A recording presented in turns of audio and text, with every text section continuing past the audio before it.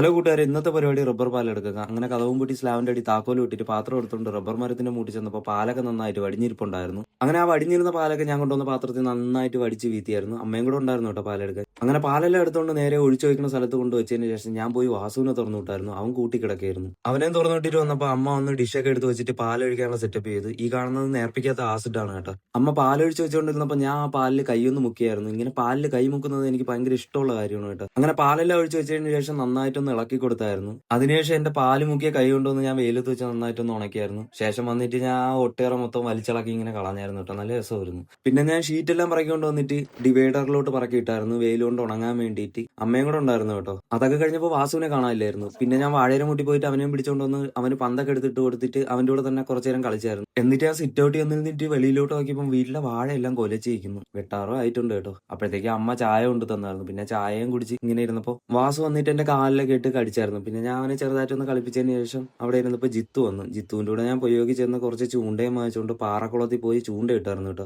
ആകെ കിട്ടിയത് ഒരു കരിമീനാണ്. അതിനുശേഷം പിന്നെ ഒരു മീനും കിട്ടിയില്ലായിരുന്നു. എനിക്കും കിട്ടിയില്ല, അവർക്കും കിട്ടിയില്ല. പിന്നെ ഇരുന്നിരുന്ന് മടുത്തപ്പോ കിട്ടിയ മീനിനെ കുളത്തിലോട്ട് തന്നെ ഇറക്കി വിട്ടിട്ട് ഉണ്ണീരെ വീട്ടിന്റെ അവിടെ വന്നിരുന്നായിരുന്നു. എന്നിട്ട് വണ്ടി എടുത്ത് വീട്ടിലോട്ട് വന്നപ്പോൾ അമ്മ ഷീറ്റ് അടിച്ചിട്ട് വരെയായിരുന്നു. അങ്ങനെ ഞാനും കൂടെ പോയിട്ട് ഷീറ്റെല്ലാം എടുത്ത് ഡിവൈഡറിലോട്ട് ഇട്ടായിരുന്നു. അങ്ങനെ ഷീറ്റ് വിട്ടിട്ട് കുറച്ചു നേരം ഇരുന്നപ്പോൾ അമ്മ ചോറൊക്കെ ഇട്ടുകൊണ്ട് വന്നായിരുന്നു. പിന്നെ ചോറും കഴിച്ചിട്ട് കുറച്ചു നേരം ഒന്ന് ഉറങ്ങിയായിരുന്നു. എന്നിട്ട് ഉറക്കം അണിച്ചിട്ട് മുറ്റത്തിടുന്ന കരിയിലേക്ക് തൂത്ത് മാറ്റി ചെടിക്ക് വെള്ളം അടിച്ചിട്ട് വീട്ടിൽ ഇരുന്നപ്പം ഉണ്ണിയും മുരുകനും രോഗത്തും കൂടെ വന്നായിരുന്നു. പിന്നെ അവന്മാരുടെ കയറി ഞാൻ തിരുവനന്തപുരത്തോട്ട് പോയി. പകുതി വഴിക്ക് മുരുകൻ ഇറങ്ങി പോയായിരുന്നു. അപ്പോഴാണ് ഒരു ഓട്ടോയുടെ ബാക്കിൽ കിടിയിൽ ഒരു ഡയലോഗ് എഴുതി വെച്ചേക്കണത്. പിന്നെ സൂര്യനും അസ്തമിക്കാറായിരുന്നു. അപ്പോഴാണ് രോഹിത്ത് പറഞ്ഞത് നമുക്ക് എന്തെങ്കിലും കഴിക്കാന്ന്. അങ്ങനെ നേരെ വണ്ടി സംസം ഹോട്ടലിലോട്ട് വിട്ടു. അങ്ങനെ അവിടെ ചെന്നിട്ട് പൊറോട്ടയും ഡൈനാമിറ്റ് അൽഫാമും പെരി പെരി അൽഫാമും ഒക്കെ വാങ്ങിച്ച് എന്നിട്ട് കഴിച്ചായിരുന്നു കേട്ടോ. നല്ല ടേസ്റ്റ് ആയിരുന്നു കേട്ടോ. അവിടെ ഡൈനാമിറ്റ് അൽഫാം എന്റെ പൊന്നു അടിപൊളി ടേസ്റ്റ് ആയിരുന്നു കേട്ടോ. പിന്നെ അതെല്ലാം കഴിച്ചതിന് ശേഷം നമ്മൾ തിരിച്ച് വീണ്ടും വണ്ടി എടുത്ത് നേരെ വീട്ടിലോട്ടുന്നു. അപ്പൊ വീഡിയോ ഇഷ്ടപ്പെട്ട ലൈക്ക് അടിക്കണേ.